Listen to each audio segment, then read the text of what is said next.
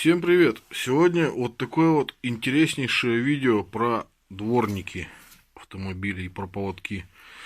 В общем, заскрипели у меня дворники.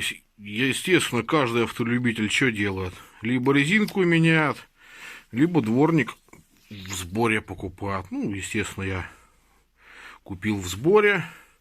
Заскрипели они вновь через неделю. И, в общем, товарищ мне тут совет один подсказал. Ну, я, естественно, сразу же поделиться с вами. Вам понадобится линейка обыкновенная. Ну, у меня металлическая, у вас может быть деревянная. Надо проверить геометрию прилегания дворника к стеклу.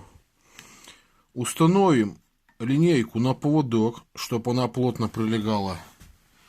Так, вот теперь смотрите, что должно быть. Линейка должна быть строго по стеклу. Не должно быть ни завала на стекло, ни обратно. Вот так вот должно быть. Я уже поправил себе. Строго по стеклу.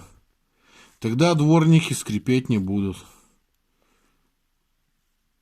В общем-то все. Можете проверить оба дворника. И тогда ваши дворники уже по-любому скрипеть не будут.